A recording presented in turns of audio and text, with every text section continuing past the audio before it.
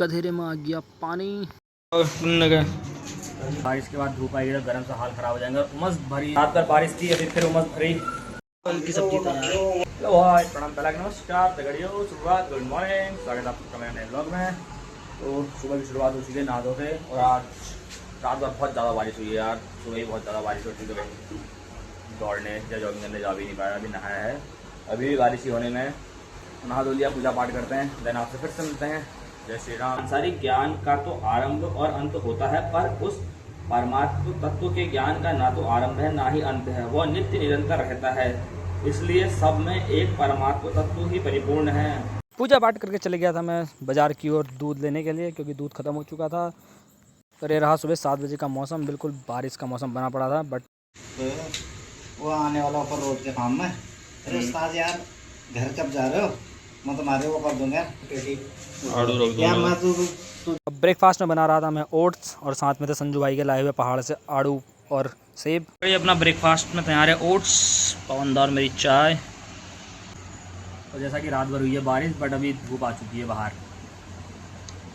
रात ही मुझे अंदाज़ लग गया था कि अगर बारिश के बाद धूप आएगी तो गर्म से हाल ख़राब हो जाएंगे। और उमस भरी धूप हो चुकी है, बिल्कुल उमस भरा मौसम हो चुका है।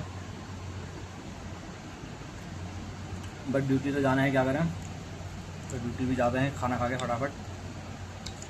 संजू भाई जो कि हमारी चलती हैं, उन्हीं के लाए हुए आड़ू और सेब हैं, पहाड़ से लाए थे, उन्हीं को खा रहे हैं। मौसम और चल पड़े हम इसी मौसम के साथ। तो दगड़िए चल दिए हम इस मौसम के साथ ड्यूटी की ओर। मौसम अभी तो फ़िलहाल हल्का हल्का सही है, बट उमस भरा मौसम हो चुका है, जहाँ तहाँ खेतों में पानी भर रखा है। तो दगड़िए लग गए हैं काम धाम में, ऐसा ही चल रहा है हमारा भी। मौसम रात भर बारिश थी, अभी फिर उमस भरी धूप हो गई है, और अभी भी एक पल के लिए बादल आ रहे हैं और एक पल के लिए फिर से धूप आ जा रही है। तो ऐसी है, देखते हैं कितना परेशान करता है मौसम आज हमें।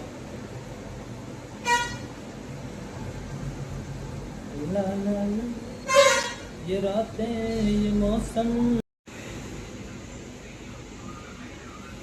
क्या कर रहा है ना को तो दगड़ियों काम में तो लगा ही था, उसी के साथ साथ मैं भी देख रहा था कि हमारे बड़े भाई हैं रवि गोस्वामी जी खंसियों से, पूर्व बीडीसी मेंबर, उनने एक पोस्ट डाली थी कि क्या इस कैंडिडेट को चुनाव लड़ना चाहिए या नहीं लड़ना चाहिए, राय मांग रहे थे। तो उसमें मैंने अपना मानना है कि अगर जो भी समाज सेवा करने का दम रखता है, हम तो नहीं है भैया समाज सेवक, हम आम आदमी है, सीधी कहानी है, जो नहीं है तो नहीं है, लेकिन जो समाज सेवा करने का दम रखता है तो फिर उसे ये नहीं देखना चाहिए कि मुझे पार्टी टिकट देगी नहीं देगी, कोई मेरा सपोर्ट करेगा नहीं करेगा, ये वाली चीज़ छोड़ के चुनाव लड़ना चाहिए। उससे पता चलता है कि आप कितने गहरे पानी में हो, ये वास्तविकता दिख जाती है कि आपने जो भलाई करी है वो काम की थी नहीं थी, या लोग आपके बारे में क्या सोचते हैं। तो पार्टी वार्टी ये सब चीज़ें भूल कर चुनाव जरूर लड़ना चाहिए, किसी के भरोसे नहीं रहना चाहिए। मेरा मानना ये है कि ऐसा नहीं कि भैया हम बीजेपी से तैयारी कर रहे हैं जिला पंचायत की, हमें टिकट नहीं है तो हम बैठ जाएँ। इस बार जितने भी अपनी विधानसभा जितने भी कैंडिडेट है, मैंने कहा जितने भी जो 7-8 तैयारी कर रहे हैं, सबके सब लड़ो भाई, तभी तो पता चलेगा कौन कितने गहरे पानी में है। और तुमने जो समाज सेवा करी, जो तुम्हें लगता था मैंने करा, उसका तुमने किस हद तक करी या नहीं करी, ये ज़रूर पता चल जाता है। चुनाव ज़रूर लड़ना चाहिए जो भी समाज सेवा रखते हैं, किसी भी पार्टी के टिकट की उम्मीद में नहीं रहना चाहिए, दूसरे के भरोसे नहीं रहना चाहिए, खुद के दम का वर्चस्व होना चाहिए। जैसे रमदाई थे, उन्होंने पहले कांग्रेस से तैयारी करी, उसके बाद निर्दलीय लड़े तो जीते हैं, ऐसा नहीं जनता ने जिताया भी निर्दलीयों को।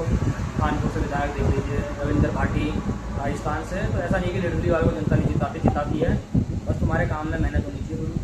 तो समाज सेवक जितने भी हैं, चाहे कोई हो, XYZ, जितने भी अपनी विधानसभा में, रागंदा रमदा चंदा कमलेश भाई चंदनदा नीरज बिस्ट हरीश पटेल जितने भी हैं, सारे XYZ सबको भैया चुनाव लड़ो। हरीश बिस्ट जी मैं तो उनसे भी कहता हूँ, और टाइम से ब्लॉक प्रमुख हैं, उन्हें भी चुनाव लड़ना चाहिए जरूर ब्लैक का।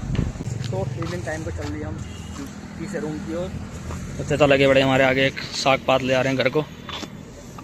और शाम को फिर से मौसम ऐसी हो चुका है धूप वाला।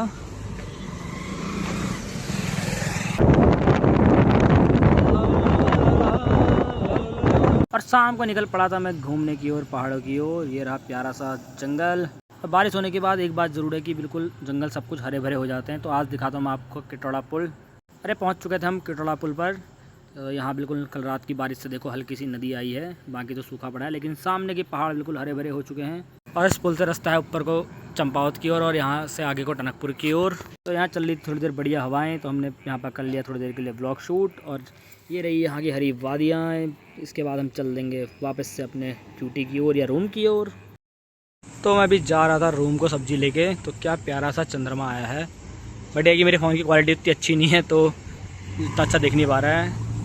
तो पवनदा और मैं बना रहे थे खाना, तो ये बना दिया पवनदा ने उगल की सब्ज़ी। और अब चल रही है दाल फ्राई करने की तैयारी। बस वो जाके उसके तार मिला दिए होंगे। तार मिला दिया उसको, कसा उसमें ऐसे कसा है बोल्ट में, साफ बोल्ट में। हाँ, उगल की सब्जी तैयार है। तो ये तैयार है हमारी उगल की सब्जी। हरी सब्जी है, सीजन वाली सब्जी से ज़रूर खाना चाहिए। इसी के साथ आ गया था मैं नहा धो के, क्योंकि गर्मी बहुत हो रही थी खाना बनाते बनाते। तो ये चढ़ा दिए मैंने कुकर में चावल। पवनदा बना के चले गए थे दाल। तो अपना खाना बन गया रेडी। ये रही पवनदा की थाली। तो इसी के साथ दगड़ियों, जय श्री राम, गुड नाइट, शुभ रात्रि।